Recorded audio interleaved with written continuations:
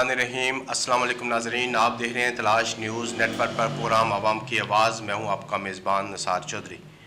आज हमने जिन मौज़ूआत के ऊपर बात करनी है, सरेदस्त जो पहला हमारा मौजू है उनमें है पाकिस्तान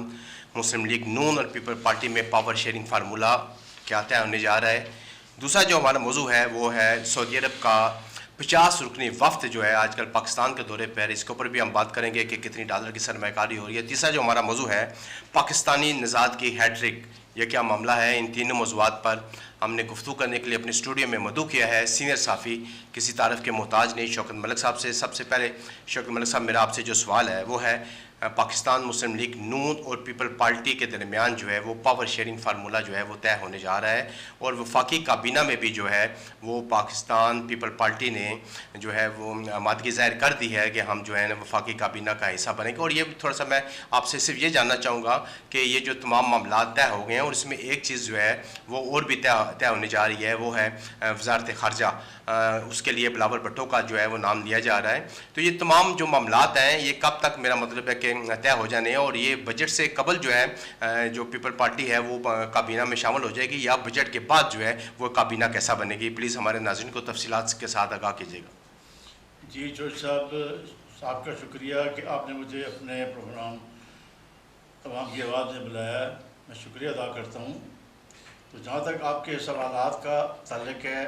उस पर बात करेंगे। और आपका पहला सवाल जो है ना कि ये जो पाकिस्तान मुस्लिम लीग नून और पाकिस्तान पीपल पार्टी की आप पावर शेयरिंग है हुकूमत में शिरकत के हवाले से, उससे में अर्ज़ है कि जब 8 फरवरी को इलेक्शन होने के बाद पाकिस्तान मुस्लिम लीग नून के रहनुमाओं ख़ुसूसन मियाँ शहबाज शरीफ ने पाकिस्तान पीपल पार्टी के चेयरमैन बिलावल भुट्टो ज़रदारी और शरीक चेयरमैन आसिफ ज़रदारी से बात की कि वो हुकूमत में शिरकत करें। काफ़ी मुज़ाकरात के बाद पाकिस्तान पीपल पार्टी की इन रहनुमाओं ने मियाँ शहबाज शरीफ को ये कहा कि हम आपके साथ इत्तेहाद तो करेंगे लेकिन हुकूमत में शामिल नहीं होंगे, आइनी ओहदे ले लेंगे लेकिन हम इंतज़ामी ओहदे नहीं लेंगे जिनमें वजारतें भी शामिल हैं। लेकिन अब तकरीबन 2 महीने के बाद जब मियाँ शहबाज शरीफ ने बिलावल भुट्टो ज़रदारी से मुलाकात की और उन्हें हुकूमत में शामिल होने का फिर उन्होंने दावत दी, तो उन्होंने सिर्फ आइनी ओहदे लिए हैं, फिर जिनमें से KPK के गवर्नरशिप ली है और पंजाब की गवर्नरशिप ली है। जबकि इंतज़ामी ओहदे लेने से अभी लोग हिचकिचा रहे हैं और थोड़ी सी वो अपना वज़न बढ़ा रहे हैं। इस सिलसिले में जो मेरे ज़राए हैं उनके मुताबिक ये पाकिस्तान पीपल पार्टी ने कम अज़ कम थोड़ी बहुत आमादगी ज़ाहिर कर दी है कि वो काबीना में शामिल होंगे, लेकिन उसमें कुछ शराइत तय कर आ रहे हैं। जिनमें से वो उनकी ख्वाहिश ये है कि जो पहले PDM की हुकूमत में उनके पास यानी पाकिस्तान पीपल पार्टी की जो वजारतें थीं वो पुरानी वजारतें लेने के ख्वाहिशमंद हैं, जिनमें बिलावल भुट्टो ज़रदारी जो वज़ीर ख़ारजा का रमदान जिनके पास था उन्होंने ज़िम्मेदारियाँ निभाते रहे हैं। उस वज़ारत ख़ारजा के रमदान की वजह से उन्होंने अपने बैरूनी सतह पर, बैनुल-अक़वामी सतह पर, अंदरूनी सतह पर अपना सियासी भी और सफारती का रिकॉर्ड बढ़ाया है। उन्हें काफ़ी वज़ीराई मिली है और अपनी शोहरत हासिल की है। इसलिए में उनकी ख्वाहिश ये है कि वो वज़ारत ख़ारजा का रमदान लें, जबकि बाकी वज़ारतें जो हैं जिनमें तवानाई की वज़ारत भी है, कुछ कश्मीर कमेटी की चेयरमैन है और दीगर वज़ारत आम वज़ारतें वो लेना चाहते हैं। इसलिए में उनकी शरीत होगी और उम्मीद है कि ये वज़ारतें जो जून के पहले हफ्ते में जब बजट पेश होगा उसमें ये कुछ आमादगी ज़ाहिर करेंगे, कुछ वज़ारतें पहले ले लेंगे, कुछ बजट के बाद लेंगे। लेकिन इस सिलसिले में ये भी अर्ज़ करता चलूँ कि जो मौजूदा वज़ीर ख़ारजा की ज़िम्मेदारियाँ निभा रहे हैं साथ डार, वो भी दिलचस्पी नहीं ले रहे कि वो वज़ारत ख़ारजा चलाएँ। इसलिए उन्होंने डिप्टी वज़ीर बनने का इरादा किया था और वो बन चुके हैं। इसलिए उनको मतलब सिर्फ डिप्टी प्राइम मिनिस्टर रखा जाएगा, वज़ीर रखा जाएगा, वज़ारत ख़ारजा बिलावल भुट्टो ज़रदारी को दी जाएगी। इस सिलसिले में बातचीत चल रही है। उम्मीद है कि बहुत जल्द इस मामले में बातचीत फाइनल हो जाएगी और पाकिस्तान पार्टी एक बार फिर मुस्लिम लीग नून के साथ इत्तेहाद करते हुए हुकूमत में शामिल हो जाएगी। इस तरह ये हुकूमत मजबूत हो जाएगी। वरना इससे कि ये ख़तरा था कि अगर पाकिस्तान पीपल पार्टी इनके साथ शामिल न हुई तो मुमकिन है कि वो अपोजिशन में चली जाए। मेरे साथ बड़ी, मैं समझता हूँ कि एक अहम बात जो है वो आपने फरमाई है कि अगर पाकिस्तान पीपल पार्टी जो है وہ وفاقی کابینہ میں شمولیت اختیار کرتی ہے، جو کہ آپ بتا رہے ہیں کہ یہ جو ہے اگلے مہینے تک جو ہے نا یہ ممکن ہو جائے گا، اور اس نے آمادگی جو ہے وہ ظاہر کر دی ہے کہ وفاقی کابینہ میں، اور بلاول بھٹو کا جیسے آپ بتا رہے ہیں کہ وہ وزارت خارجہ جو ہے وہ دوبارہ جو ہے بلاول بھٹو کو ملنے جا رہی ہے، اسی وجہ سے اسحاق ڈار صاحب کو جو ہے نا وہ ڈپٹی پرائم منسٹر کا عہدہ جو ہے دیا گیا ہے۔ اصل جو وجہ تھی وہ سامنے آ گئی ہے، لیکن آپ نے ایک اہم بات میں سمجھتا ہوں کی ہے کہ آپ نے کہا ہے کہ اگر یہ پاکستان پیپل پارٹی جو ہے اس نے آئینی عہدے تو پہلے لے لیے تھے، اب جب کہ اس نے انتظامی عہدوں پر بھی جو ہے نا اپنی رضامندی جو ہے نا وہ ظاہر کر دی ہے، جس میں وفاقی کابینہ میں شمولیت ہے، تو آپ نے کہا ہے کہ اگر یہ پاکستان پیپل پارٹی جو ہے وفاقی کابینہ کا حصہ بنتی ہے تو یہ جو موجودہ حکومت ہے، یہ آپ کو پتہ ہے اتحادی حکومت ہے جس میں دیگر جماعتیں بھی شامل ہیں، تو یہ حکومت جو ہے یہ مضبوط ہو جائے گی، اور آپ سمجھتے ہیں کہ یہ جو اپنا اس کا جو 5 سالہ دور ہے، اقتدار ہے یا ٹینور ہے اس کا، وہ آسانی کے ساتھ پورا کر لے گی۔ لیکن مطلب آپ نہیں سمجھتے کہ اس وقت جو موجودہ حالات چل رہے ہیں اس میں پاکستان مسلم لیگ کو جو ہے وہ میں سمجھتا ہوں کہ خسارے کا سودا کرنا پڑا ہے، جبکہ پاکستان پیپل پارٹی جو ہے اگر وہ وفاقی کابینہ میں شامل ہوتی ہے تو وہ اس کا جو ہے اس کا وزن بھی زیادہ ہو جائے گا۔ آلریڈی جو زرداری صاحب ہیں وہ صدر پاکستان بھی ہیں، اس کے بعد ان کے پاس چیئرمین سینٹ کی بھی سیٹ ہے، تو آپ نہیں سمجھتے کہ یہ اس جو اقتدار کا جو پاور شیئرنگ اقتدار کا جو فارمولہ طے ہونے جا رہا ہے اس میں پیپل پارٹی جو ہے وہ فائدے میں رہی ہے؟ جی فائدے میں رہے گی، لیکن مسلم لیگ نون نے بھی گھاٹے کا سودا نہیں کیا، وہ اپنی حکومت کو مضبوط کرنے کے سلسلے میں پاکستان پیپل پارٹی کے ساتھ شامل ہو رہے ہیں، انہیں شامل کر رہے ہیں، کیونکہ پاکستان پیپل پارٹی ممکن ہے کسی وقت بھی ناراض ہو کے حکومت سے علیحدگی اختیار کر لے گی، اس طرح پھر پی ٹی اے اپنا پاکستان مسلم لیگ کی حکومت مطلب ہے کہ قائم نہیں رہ سکے گی، جس کی وجہ سے انہیں خطرہ لاگ رہتا تھا، اس لیے انہوں نے پاکستان پارٹی کو حکومت میں شامل ہونے کی دعوت دی اور انہوں نے قبول کر لی ہے۔ آپ کو پتہ ہوگا کہ 2008 میں بھی جب پاکستان پیپل پارٹی کی حکومت بنی تھی تو اس وقت مسلم لیگ نون نے وزارتیں لی تھیں، لیکن چند ماہ بعد وہ وزارتیں واپس کر کے اپوزیشن میں آ گئے تھے، اس لیے اب بھی وہ خطرہ تھا کہ تاکہ ہو سکتا ہے پاکستان پیپل پارٹی آئینی عہدے لینے کے باوجود بھی پاکستان مسلم لیگ کی مخالفت کر کے اس کی حکومت کے لیے خطرہ بن سکتے تھے۔ چلیں یہ تو آنے والا وقت بتائے گا کہ میرا مطلب ہے کہ کون فائدے میں رہا ہے کون گھاٹے میں رہا ہے، اور یہ حکومت جو ہے یہ آگے چل کر کتنی مضبوط ہوگی اور یہ اپنا جو ہے ٹینور پورا کر سکتی ہے نہیں کر سکتی ہے۔ لیکن میں سمجھتا ہوں کہ ملک صاحب یہ موجودہ حکومت ہے، اسپیشلی میں وزیر اعظم شہباز شریف کا جو ہے آپ کو حوالہ دوں گا کہ انہوں نے جس طریقے سے میرا پاکستان میں معیشت کی بہتری کے لیے اقدامات اٹھا رہے ہیں، اور وہ آپ نے دیکھا ہے کہ وہ سعودی عرب گئے، اس کے بعد دوبارہ پھر وہ سعودی عرب گئے، اب سعودی عرب سے 50 رکنی وفد جو ہے وہ $10 ارب کی سرمایہ کاری کا جو پیکج لے کر پاکستان آیا ہوا ہے، اور آج اس کا دوسرا دن ہے جس میں سعودی عرب کے بڑے بڑے جو ہے تاجر جو ہیں اس میں شامل ہیں، اور انہوں نے مختلف شعبوں میں جو ہے پاکستان میں سرمایہ کاری کا عندیہ دیا ہے۔ آپ کیا سمجھتے ہیں کہ یہ جو موجودہ دورہ ہے سعودی عرب کے تاجروں کا، اس سے پاکستان کے اندر اگر سرمایہ آتی ہے تو کیا آپ نہیں سمجھتے کہ پاکستان کی جو معیشت اس وقت زوال پذیر کا شکار ہے اس کو بہتری کے آثار اس سے ہمیں نظر آنا شروع ہو گئے ہیں، اور پاکستان کے اندر جو اس وقت معیشت جو ہے وہ کمزور ہوتی جا رہی ہے، سعودی عرب کے تعاون سے پاکستانی معیشت کو استحکام حاصل ہوگا؟ جی جو صاحب آپ کا یہ سوال انتہائی اہم ہے، کیونکہ پاکستان کے لیے یہ سعودی عرب کے وفد کا دورہ انتہائی اہم ہے، اور اس دورے سے جو معاہدے ہوں گے اور جو معیشت کے لیے مثبت کا عمل سامد ہوگا، اس سے پاکستان کی معیشت مستحکم ہوگی۔ اس حصے میں تفصیلی عرض یہ ہے کہ آپ کو پتہ ہے کہ اس پچھلے ماہ میں سعودی وزیر خارجہ کا وفد کے ہمراہ دورہ تھا، جس میں مختلف معاہدے ہوئے سرمایہ کاری کے حوالے سے بھی، پھر اس کے بعد 27 سے لے کے 30 اپریل تک وزیر اعظم شہباز شریف نے سعودی عرب کا دورہ کیا، جس کے دوران انہوں نے ایک کانفرنس میں بھی شرکت کی اور وہاں کے شاہ محمد بن سلمان سے ملاقاتیں بھی کی۔ اس دوران جو معاہدے ہوئے، جو وعدہ بدہی تھے، اس کے مطابق کل اتوار کے روز سعودی عرب کا ایک 50 رکنی وفد پاکستان کے دورے پر پہنچ گیا ہے، جسے صدق ملک اور وزیر تجارت جام کمال خان نے استقبال کیا، اور ان کا مطلب ہے کہ واقعی ایسا استقبال کیا جس کے وہ مستحق تھے۔ اس حصے میں عرض یہ ہے کہ اس 50 روز کے وقت میں سعودی عرب کی مختلف 30 کمپنیوں کے نمائندے اور ان کے سربراہان شامل ہیں، جو پاکستان میں انفارمیشن ٹیکنالوجی، توانائی، تجارت، خوراک اور دیگر مختلف شعبوں کے سلسلے میں پاکستانی اداروں سے اور حکومت سے مذاکرات کر کے اور ان کے معاہدے کریں گے۔ اس سلسلے میں پاکستان میں 2 روزہ کانفرنس بھی ہو رہی ہے، جس میں یہ نمائندے شرکت کر کے اپنا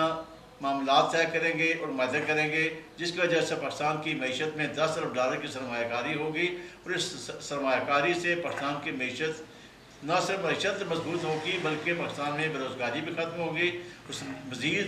ملکوں کے لوگوں کو، تاجروں کو، کمپنیوں کو سرمایہ کاری کے لیے ایک راستہ ملے گا، ان کو ترغیب ہوگی۔ اس سے دیگر ممالک کی کمپنیاں بھی پاکستان میں سرمایہ کاری کے لیے آئیں گی، جس سے پاکستان میں سرمایہ کاری ہوگی اور بے روزگاری ختم ہوگی، مہنگائی کم ہوگی، ڈالر کم ہوگا، اور پاکستان کی معیشت نہ صرف مستحکم بلکہ ایک پاکستان کے لیے مثبت ثابت ہو۔ ملک صاحب، گزارش یہ ہے کہ جیسا کہ آپ نے بڑی تفصیل کے ساتھ سعودی جو وفد آیا ہوا ہے پاکستان، اس کے بارے میں بتایا ہے کہ وہ کن کن شعبوں میں جو ہے پاکستان میں سرمایہ کاری کرے گا، اور ان کی سرمایہ کاری کی وجہ سے پاکستان کی جو معیشت ہے اس میں بہتری آئے گی۔ لیکن آپ نہیں سمجھتے کہ پاکستان کی جو معیشت اس وقت زوال پذیر ہے، اس کے لیے ضروری ہے کہ سیاسی استحکام بھی ہونا اس کے لیے بڑا ضروری ہے، اور اس وقت جب تک آپ کے ملک میں سیاسی استحکام نہیں ہوگا اور تمام جماعتیں جو ہیں وہ ایک پلیٹ فارم جمع نہیں ہوگی، تو بیرونی سرمایہ کاری جو ہے وہ کس طرح پاکستان آ سکتی ہے۔ سب سے پہلے تو ہمیں چاہیے کہ ہم جو پاکستان کے حالات ہیں ان کو سدھاریں، ان کو ٹھیک کریں۔ ابھی آپ کے سامنے آپ نے دیکھا ہوگا کہ ہمارے ملک میں جو ایک اس وقت بہت بڑا جو اسکینڈل جو ہے وہ سامنے آیا ہوا ہے، اور ابھی تک جو وہ اونٹ ہے وہ کسی کروٹ بیٹھ نہیں رہا ہے، دونوں طرف سے جو ہے وہ اس کے تیر اندازی ہو رہی ہے اس کے اوپر، اور اس کے اوپر لڑائی بھی جو ہے وہ بڑی شدت اختیار کرتی جا رہی ہے۔ جبکہ کسانوں نے بھی کہہ دیا ہے کہ ہم 10 جو مئی سے ہے جو وہ احتجاج کر رہے ہیں، اور ہم پورے پنجاب کو جو ہے بلاک کر دیں گے۔ اور انہوں نے پنجاب کی جو ایپ ہے جو مریم نواز صاحبہ نے شروع کی ہے وہ اس کے اوپر، اور جو انہوں نے کہا ہے کہ ہماری گندم کو جو کہہ رہے ہیں کہ یہ گندم جو ہے یہ ابھی وہ اس طرح یعنی کہ گیلی ہے، جس کو میرا مطلب ہے کہ ہم اس کو اٹھانے سے قاصر ہیں۔ تو یہ اس کے علاوہ پھر آپ کے نگران جو وزیر اعظم تھے انوار الکاکڑ صاحب، انہوں نے حنیف عباسی صاحب کو جو ہے ایک محفل میں جو ہے اس کا چیز کا اظہار کیا ہے کہ آپ تو میرا مطلب ہے کہ فارم 47 والے ہیں، آپ نے کو اگر میں کوئی بات منہ سے نکالوں گا تو آپ بھی اور آپ کی جماعت دونوں جو ہیں وہ منہ چھپائیں گی۔ اور انہوں نے اپنے بارے میں یہ کہا ہے کہ یہ جو اسکینڈل ہے جس کا کو مجھے مورد الزام ٹھہرایا جا رہا ہے، اس میں میرا کوئی کردار نہیں ہے، البتہ صرف ایک چائے کی پیالی میں جو ہے نا وہ طوفان برپا ہے۔ میرا سوال تھوڑا سا لمبا ہو گیا، لیکن میں اب اپنے سوال کی طرف آتا ہوں۔ گزارش یہ ہے کہ وزیر اعظم نے جو انکوائری کمیٹی بنائی ہے، آپ کیا سمجھتے ہیں کہ اس کمیٹی کے کوئی جو ہے تحقیقات سامنے آئے گی، اور اگر کوئی اس میں الزام کسی کے اوپر آتا ہے تو اس کو سزا بھی دی جا سکے گی؟ لیکن اس کمیٹی نے آپ کی سابق وزیر خزانہ جو ہے نگران وزیر خزانہ تھی شمشاد بیگم صاحبہ، ان کو بلایا تو انہوں نے جو ہے اس کمیٹی کے سامنے پیش نہیں ہوئے، جبکہ انوار الحق صاحب نے کہا ہے کہ اگر مجھے کمیٹی بلائے گی تو میں اس کے سامنے پیش ہوں گا۔ میں صرف یہ چاہتا ہوں کہ یہ جو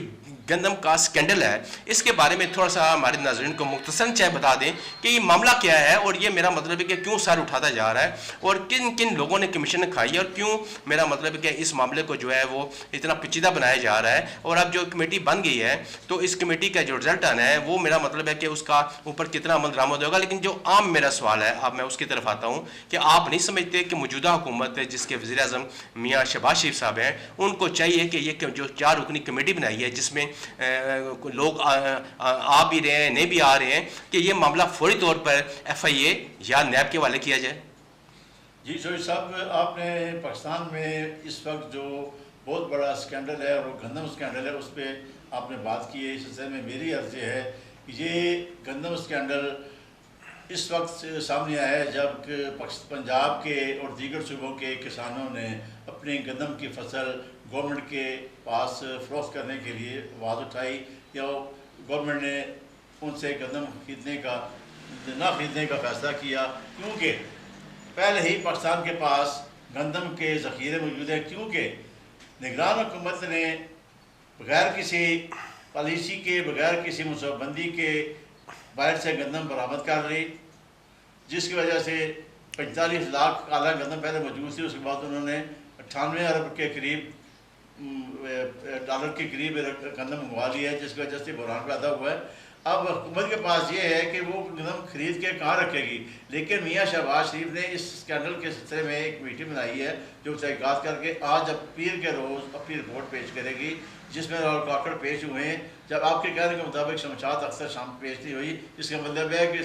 دال میں کچھ کالا ہے، وہ اس میں ملوث ہوگی جس وجہ سے وہ سامنا نہیں کر رہی۔ لیکن یہ رپورٹ آنے کے بعد ذمہ داروں کا تعین کیا جائے گا، ذمہ داروں کو اس میں سزا دی جائے گی، کیونکہ شہباز شریف کو